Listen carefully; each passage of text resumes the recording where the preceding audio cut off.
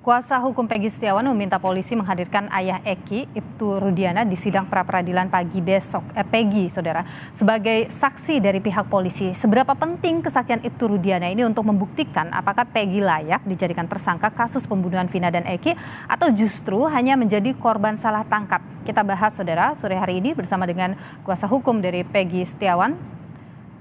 Kita bahas bersama dengan ahli hukum pidana Universitas Pelita Harapan, Jamin Ginting. Selamat sore, Bung Jamin.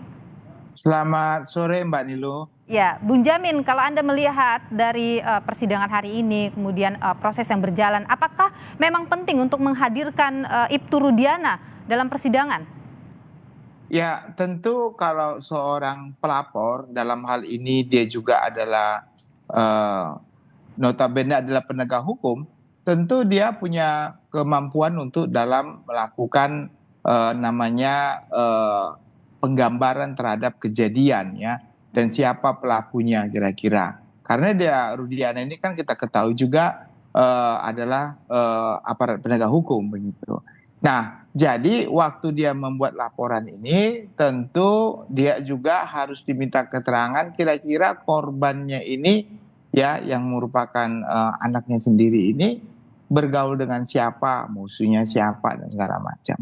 Nah, itu terkait dengan memang lebih mengarah kepada pokok perkaranya, ya, bukan kepada proses penetapan tersangkanya. Kalau terkait dengan proses penetapan tersangka, yang paling relevan adalah apakah penanganan perkara ini dilakukan oleh Polres Cirebon pada awalnya, dan dia ikut di situ sebagai pihak yang mengawasi pelaksanaan pemeriksaan terhadap alat bukti dan mengetahui siapa-siapa orang yang melakukan penyidikan dan penyelidikan, dan mengetahui kira-kira alat-alat apa yang digunakan itu. Sehingga nanti ada relevansinya dengan Peggy Setiawan yang diduga Peggy Peron yang sebagai tersangka saat ini. Begitu, Mbak Nini.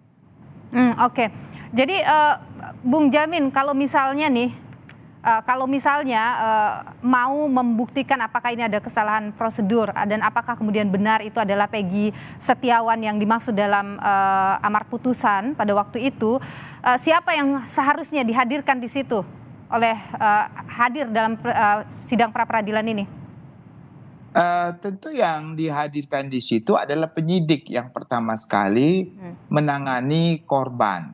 Nah, dia yang pertama sekali menangani korban tersebut.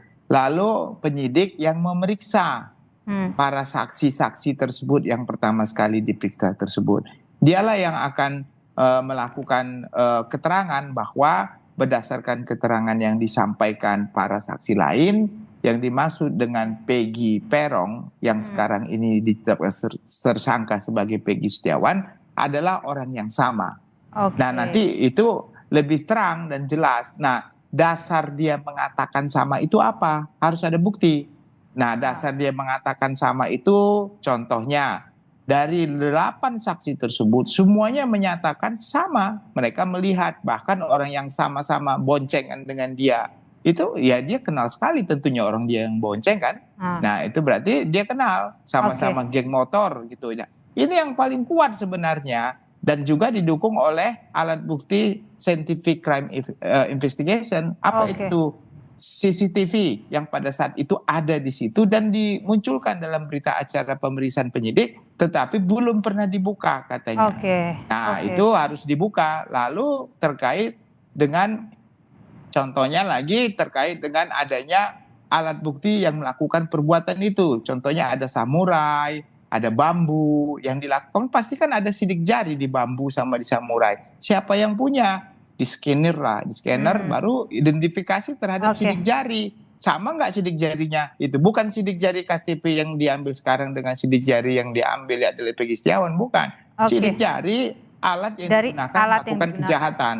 Iya, baik. Kita tahan di sana, Bung Jamin. Ini dalam sidang pra-peradilan, ahli pidana ini menjelaskan penangkapan harus melalui prosedur pemanggilan untuk pemeriksaan. Namun jika prosedur pemeriksaan tidak dilakukan, maka bisa terjadi unsur salah tangkap. Nah, ahli ini juga menyebut pengambilan sidik jari Peggy Setiawan sebagai alat bukti di persidangan tidak sah karena tidak ada pembanding. Kita dengarkan dulu bersama-sama, Bung Jamin. Ya. Kalau dipanggil kedua kali ternyata tidak datang, itu kan penyidik bisa punya surat untuk perintah membawa. Kalau ketiga-tiga step tadi tidak dilakukan oleh penyidik, penyidik langsung main tangkap aja, itulah akibatnya jadi sampai di sini. Mohon izin. Kalau dulu dia misalnya tidak pernah diminta sidik jarinya Peggy Peron, apa artinya sidik jari Peggy Setiawan saat ini? Cuma untuk ecek-ecek aja kalau begitu kan? Berarti tidak berarti ya, itu berarti ya, tidak bisa ya? Nggak ada perbandingan kan? Oh, tidak ada perbandingan ya, berarti tidak bisa dipakai ya Pak ya? Tidak sah. Bung Jamin, Anda bagaimana pendapat dengan itu? Ya, jadi begini, dalam konsep pengembangan perkara, jadi dulu kan ada 8, lalu sekarang ada DPO 3 yang dijadikan 1. Nah, dia waktu itu menggunakan sprindik baru untuk menetapkan tersangka Peggy Setiawan yang saat ini. Nah, sprindik baru itu sah-sah saja asalkan dia sudah pernah diperiksa terlebih dahulu. Karena waktu DPO kan belum pernah diperiksa. Nah, waktu dia dikeluarkan sprindik baru, harusnya dia sudah pernah diperiksa Peggy Setiawan sebagai saksi. Setelah dia diperiksa sebagai saksi, baru naik statusnya menjadi tersangka. Nggak bisa orang tiba-tiba belum pernah diperiksa sebagai saksi, lalu dijadikan tersangka. Nggak boleh. Itu amanat dari putusan MK 21 tahun 2014 dan Perkap nomor 6 tahun 2016. Nomor 9. Nah, jadi udah diatur demikian. Makanya itulah yang disanggap cacat formil terkait dengan peraturan yang sudah ditetapkan sendiri oleh Kapolri begitu. Nah, Bung itu Jamin, yang salah. Kira-kira dengan keterangan dari ahli tadi dalam persidangan itu cukup tidak untuk menguatkan bahwa memang ada kesalahan prosedur dalam proses penangkapan Peggy Setiawan ini?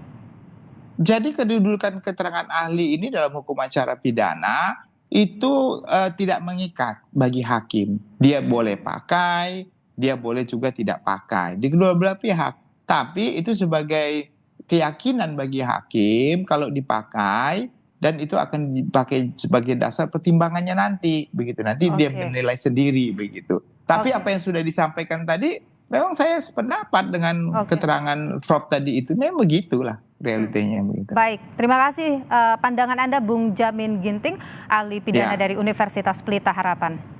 Terima kasih. Kami akan kembali, Saudara. Dewan Kehormatan Penyelenggara Pemilu atau DKPP menjatuhkan sanksi pemecatan Ketua KPU Hashim Asyari terkait tindakan asusila.